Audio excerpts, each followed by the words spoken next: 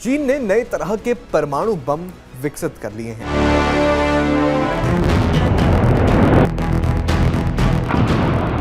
क्या ये नए टैक्टिकल न्यूक्लियर हथियार दुनिया को नई जंग की कगार पर ले जा रहे हैं? अमेरिकी खुफिया रिपोर्ट्स और हालिया खुलासों से सनसनी फैल गई है। हाल ही में अमेरिकी अधिकारियों ने दावा किया है कि चीन ने 2020 में लोपनूर यानी शिनजियांग में गुप्त रूप से छोटा परमाणु विस्फोट किया था।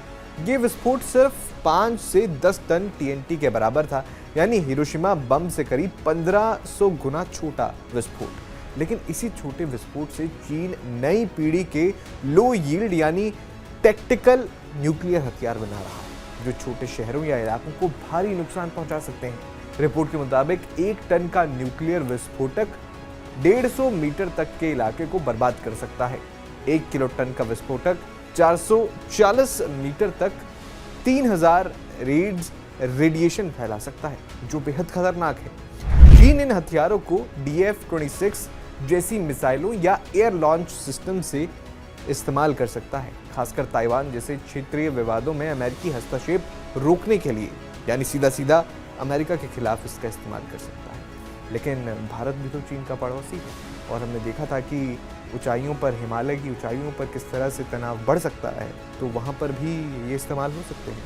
अमेरिकी खुफिया एजेंसियां मानती हैं कि चीन अपनी न्यूक्लियर आर्मरी को पूरी तरह बदल रहा है।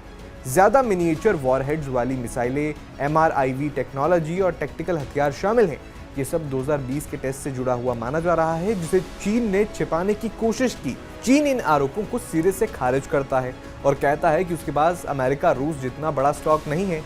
बात तो सही है, रूस और अमेरिका के पास बहुत बड़ी संख्या में न्यूक्लियर हथियार हैं और उस चीन का ये भी कहना है कि वो किसी आम रेस में भी नहीं है। लेकिन पेंटागन की 2025 की रिपोर्ट में कहा गया है कि चीन के पास अब 600 से ज्यादा ऑपरेशनल न्यूक्लियर वॉरहेड्स हैं।